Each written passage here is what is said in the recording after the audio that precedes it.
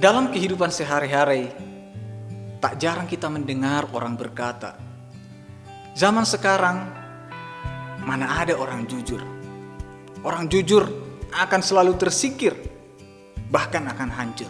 Dan kenyataannya, kejujuran menjadi seperti barang langka dan sulit ditemukan. Namun ternyata kelangkaan orang jujur bukan baru terjadi di abad 21 ini, tetapi sejak dahulu pun sudah terjadi seperti itu.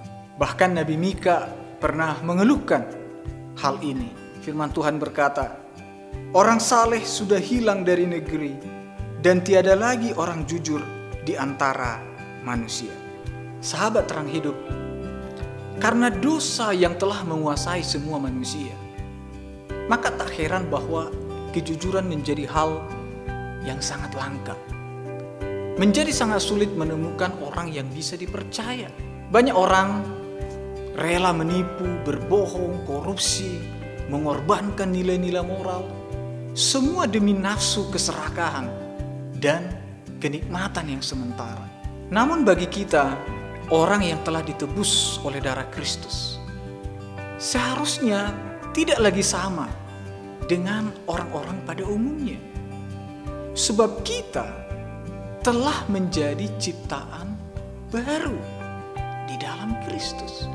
Seharusnya sikap dan karakter Kristus, itulah yang ada di dalam kita sebagai anak-anaknya. Dan salah satu sikap itu adalah kejujuran. Ada satu kisah tentang seorang pengusaha yang memiliki banyak perusahaan, namun dia tidak memiliki seorang anak. Ketika usianya sudah semakin renta, dia mulai memikirkan siapa nanti yang akan menjadi penerusnya, bahkan menjadi ahli warisnya. Selain itu, dia juga sangat mengkhawatirkan istrinya bila nanti dia sudah tidak ada. Oleh karena itu, sang pengusaha berniat untuk membuat surat wasiat. Siapa dari 10 orang manajernya yang akan menjadi penerusnya dan sekaligus menjadi ahli warisnya. Kemudian dia memanggil 10 orang manajernya itu untuk mengikuti tes seleksi. Dia berkata kepada mereka semua, saya sudah semakin tua dan tahun ini akan pensiun. Satu dari kalian akan menjadi penerus saya dan akan menjadi ahli waris saya jika saya nanti meninggal dunia. Oleh karena itu, saya akan memberikan ujian kepemimpinan kepada kalian semua. Di depan saya ini ada 10 buah biji nangka dan 10 pot tanaman.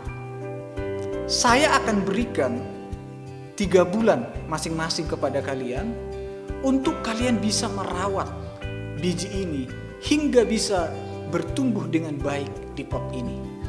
Siapa di antara kalian yang paling baik merawat pot ini hingga bisa bertumbuh dengan baik, maka dialah yang akan menjadi penerus dan ahli waris saya.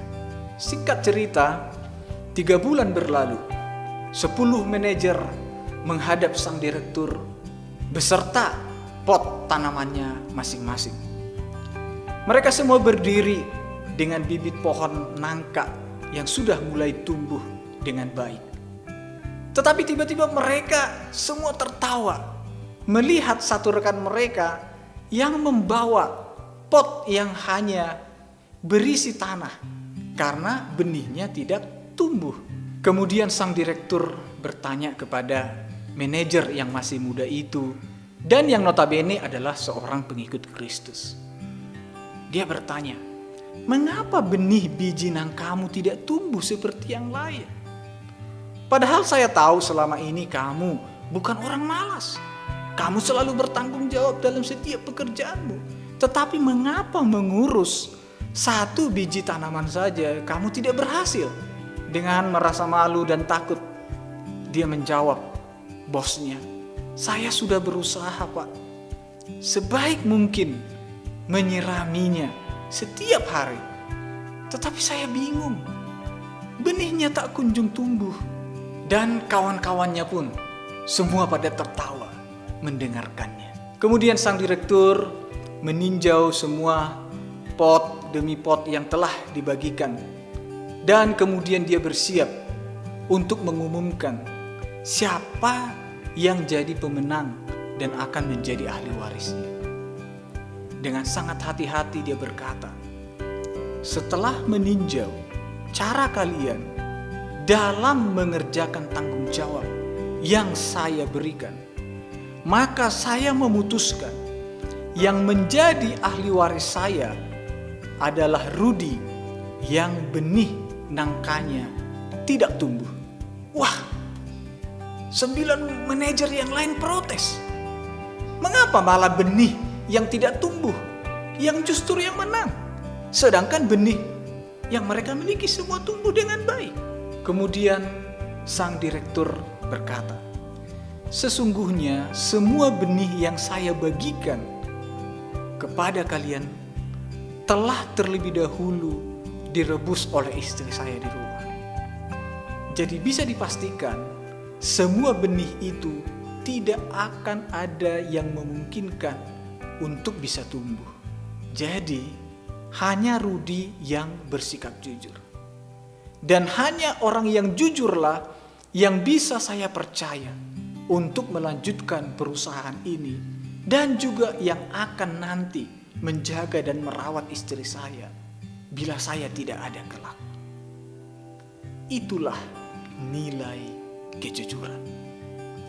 Firman Tuhan berkata, Ia menyediakan pertolongan bagi orang yang jujur, menjadi perisai bagi orang yang tidak bercela lakunya. Sahabat terang hidup, dimanapun engkau berada, jangan takut untuk menjadi anak Tuhan yang jujur. Apalagi kalian generasi muda yang baru meniti karirmu. Walaupun mungkin orang-orang di sekitarmu mentertawakanmu. Walaupun dunia berkata bahwa orang jujur pasti tersingkir. Tetapi jangan takut, bahwa Tuhanlah yang menjadi penolong dan pembelamu. Tuhan Yesus memberkati. Shalom.